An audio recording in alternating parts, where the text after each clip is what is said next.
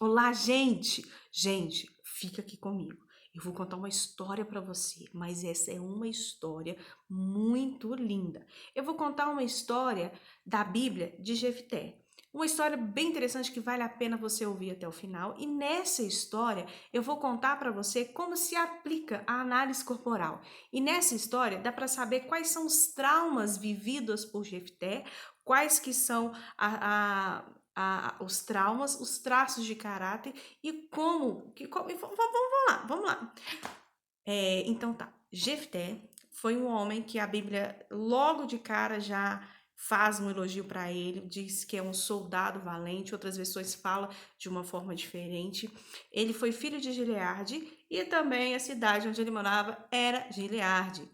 O seu pai teve ele fora do casamento, então ele era um filho fora do casamento, mas ele foi criado na família de Jefté. E nessa família havia outros irmãos. Esses irmãos, assim quando criaram uma autonomia dentro de casa, quando cresceram, logo expulsou Jefté da sua casa.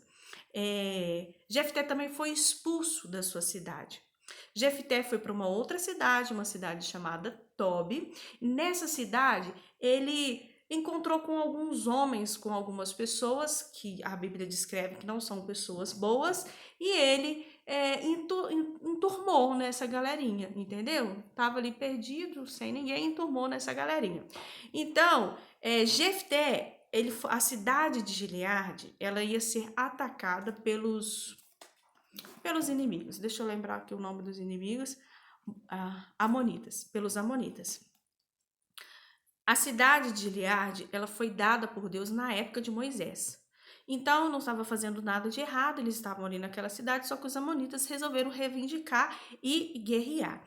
E logo os anciões daquela cidade, os governadores, foram atrás de Jefté para que Jefté ajudasse ele nas batalhas, porque ele era tido como soldado valente. E aí o que ocorreu? Jefté falou: beleza, ok, eu vou. Eu vou com uma condição. Eu quero me tornar governante dessa cidade. E aí eles falavam: a gente precisa, né? Deve ter falado: a gente precisa dele, então beleza, a gente vai. E Jefté, no meio dessa guerra, ele tentou negociar com os amonitas, só que não foi infeliz a sua negociação, e aí vai ter guerra. Aí falou, vai ter guerra, beleza, partiu para a guerra, e antes de ir para a guerra, ele queria tanto esse título de governador, que da forma que ele, irracional, ele fez uma promessa para Deus. Ele disse, Deus, se o Senhor for comigo nessa batalha, se eu tiver vitória, a primeira pessoa que sair da minha casa para encontrar comigo, eu entregarei essa pessoa em sacrifício. E foi isso que ocorreu. Ele venceu a batalha. Ele venceu a batalha e a primeira pessoa que recebeu ele foi a filha dele. Então, ele disse para a filha dele: Ah, filha, você está partindo meu coração, porque tem que ser você que vai fazer isso, fazer meu coração sofrer. E a filha dele respondeu: Se o Senhor fez uma promessa ao nosso Senhor Deus, faça de mim o que o Senhor prometeu, pois o Senhor Deus deixou que o Senhor vencesse os nossos inimigos. Então foi uma história triste, muito triste. Percebe que Jefté, ele entregou sua filha, sua única filha, por uma guerra, para vencer uma guerra, para se tornar governador daquela cidade. E onde entra aí os traços de caráter no qual eu falo? Bom, logo de cara a gente percebe que ele foi criado por uma mulher que era prostituta. Então essa mulher, ela era a profissão dela. Provavelmente ela não queria engravidar. Então a gente já percebe que ele já tem um traço de caráter esquizoide aí. Então ele já foi rejeitado dentro da barriga. Logo quando ele nasceu, ele foi entregue, ou não sei, a Bíblia não fala que é logo quando nasceu, mas ele foi criado por uma família que não era dele. Então, se, portanto, ela teve o bebê e entregou para o pai, esse filho se sentiu abandonado, porque ele passou a fase oral sem a mãe, entende? Ele passou a fase oral sem a mãe.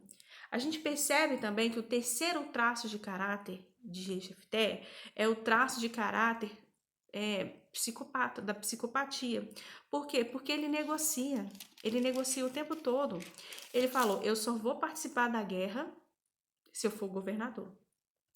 E ele negocia com Deus, uma negociação impensável, uma negação irracional, tola e muito burra.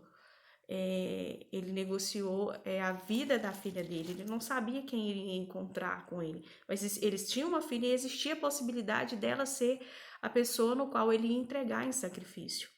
E o que ocorre é quando a gente não percebe as nossas dores existenciais, vai acontecendo abismo e abismo e abismo e mais abismo em camada, porque a gente tampa os nossos olhos e nós somos dirigidos pelo nosso inconsciente. Nós temos o nosso consciente, subconsciente e o inconsciente. O nosso consciente, aquilo que eu raciocino, que eu penso, a gente é 5%.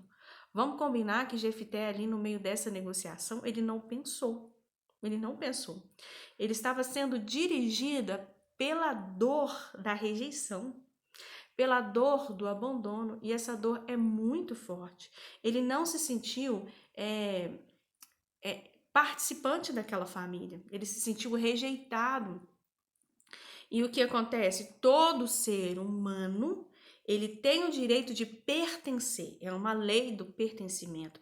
Então ele queria de todo jeito pertencer. E ele teve amigos na cidade de Tobi. Esses amigos, a Bíblia fala que não são amigos de boa índole, mas mesmo sendo ele um homem valente, um homem de Deus que estava com Deus, ele permaneceu ali com aqueles amigos, porque ele se sentiu parte daquela galerinha. E é isso que acontece conosco. Às vezes a gente faz parte de alguma galerinha, ou dos filhos, ou alguma coisa assim, porque eu quero pertencer a alguém. Acho que esse brinco tá feio. Eu quero pertencer a alguém. Não, tá bonito. Então, ele sentiu. Então, quer dizer, a gente faz coisas porque nós temos uma dor tão grande e a gente faz coisas que às vezes não é. Ai, gente, a minha unha também tá feia porque é a Isabelle que fez. Então, ela tá manicure agora, então eu vou deixar. Então, assim, tá lindo. Ele teve a dor da rejeição, ele teve a dor do abandono, e isso foi muito triste para ele, e ele se sentiu ali fazendo coisas erradas. E perceba que Deus estava com ele. Se você ler em Juízes, você vai ler em Juízes 11 todo. Ele percebeu que quando ele negociou com os amonitas, e ele saiu em negociação e acabou que ia ter guerra mesmo, aí a palavra de Deus fala que então o Espírito do Senhor dominou Jefté. Então, quer dizer, ele não precisava de fazer isso, sabe? Ele já era um cara que tinha a bênção, a permissão de Deus, e ele não precisava desse desespero de alma a ponto de fazer uma tola de um sacrifício desse. Então, na hora do desespero, a gente tem que tomar cuidado, porque se a gente não olha para as nossas dores existenciais, a gente vai fazer o que Jefté fez, fazer promessas tolas, fazer promessas onde nosso consciente não está dirigindo o que a gente faz. É isso que faz. Então, isso que a gente faz. E a gente percebe também no outro ponto que ele não dá para falar muito, é bem rápido, né? Porque um outro ponto que ele também tinha muita dor, aí a gente percebe que ele estava doente emocionalmente, quando ele quando ele encontra com a filha dele, e ele vai falar, eu até li aqui para você, minha filha, você está partindo o meu coração, porque tem que ser você para trazer esse sofrimento para mim. Percebe que ele nem assume a culpa dele, pelo amor de Deus, ele não assume, porque, minha filha, por que é que você fez isso? A filha dele não fez nada, a filha dele simplesmente foi ao encontro dele, cantando pandeiro e cantando música, entendeu? A filha dele não fez nada. Agora imagina se fosse eu, se eu chegasse lá e visse meu pai, eu iria aceitar isso e ficar calada. Eu percebo também que essa menina, ela também sofria de uma síndrome da criança adaptada. E ele é síndrome da criança adaptada rebelde, porque ele fazia o contrário daquilo que o pai fez. Ele julgou o pai dele, talvez o pai dele ter permitido tudo isso acontecer com ele. Então, pai, por que o senhor estava aí dentro de casa e permitiu que os meus irmãos me expulsassem de casa? Por que permitiu que eu fosse expulso da cidade. Então era uma dor muito forte para Jefté, é uma dor imensa para ele, entende? Esse sofrimento. E então, assim, ele estava com a dor muito grande e ele foi regido por essa dor. Então, quando a gente olha para os nossos pais e acaba culpando eles, percebe que a gente vai fazer a mesma coisa. E olha que quando uma dor é tão grande que eu vou fazer coisas e vou fazer questão de eu crescer, de eu ter poder, para eu ter respeito. Então eu não faço por mim, eu não faço porque eu quero ser governadora, eu faço porque eu quero que os meus irmãos me vejam, eu quero que o meu pai me veja, eu quero que a minha mãe que me abandonou me veja, ou eu quero provar para eles, eu quero provar para aquela cidade que não me quis e qualquer coisa parecida. Então a dor dele realmente, uma dor muito, muito grande, mas ele simplesmente foi regido por essa dor e fez coisas pior, ele fez pior do que o pai dele. Entende? Então, quando a palavra de Deus fala não julgar para não ser julgados, ele julgou o pai, acabou não respeitando, acabou julgando e ele acabou fazendo pior, porque ele teve sim que entregar a filha dele em sacrifício e ele fez essa promessa e Deus não pediu que ele fizesse essa promessa. Isso não foi vindo de Deus e nem precisava disso, porque Deus já estava com ele. A palavra de Deus diz que o Espírito já estava com ele. Então, por que ele não acessou Deus de uma forma saudável? Porque se ele tivesse acessado a Deus e falasse das suas dores existenciais ou permitir que elas viessem à tona, talvez ele tinha tido uma conversa e tinha sido sarado por Deus, né? Mas não.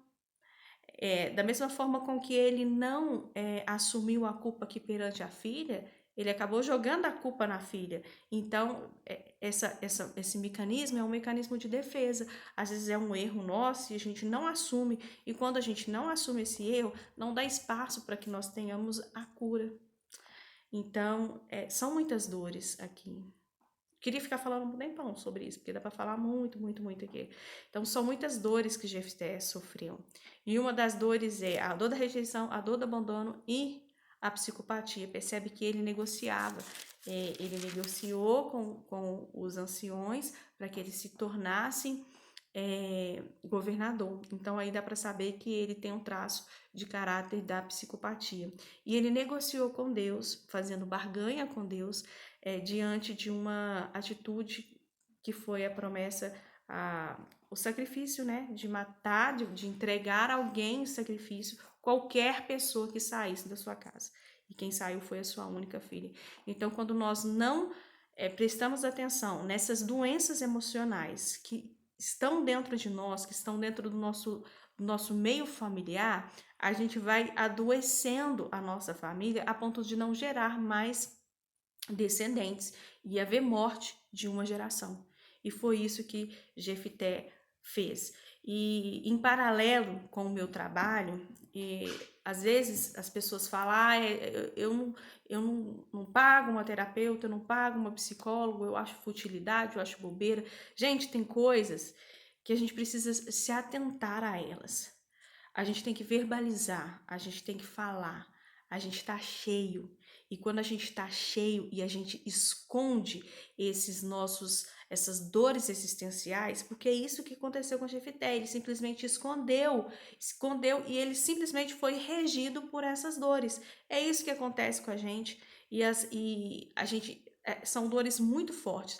Então, alguns problemas que acontecem conosco, alguns problemas que a gente fala que são circunstanciais, eu briguei com meu marido, aconteceu isso, é tudo para esconder de toda a nossa força essa dor existencial da gente. E assim, quando a gente esconde, a gente não alcança a cura.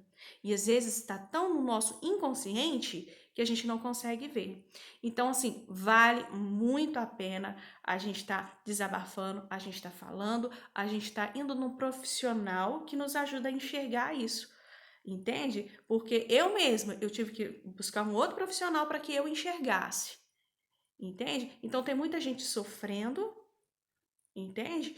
Porque às vezes não consegue admitir, não consegue falar, esconde dele mesmo, é o que eu costumo dizer. A nossa mente, ela mente o tempo todo pra gente.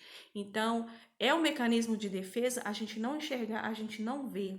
Então, essas dores circunstanciais, elas têm que ser saradas, para que não ocorra como aconteceu com Jefté. É uma dor existencial muito grande dele, não foi sarado, não foi ferida, entrou no campo familiar dele a ponto de não gerar mais descendentes. Entendeu? Então, essa palavra que eu deixo para você, essa é uma historinha muito interessante, tá em Juízes 11.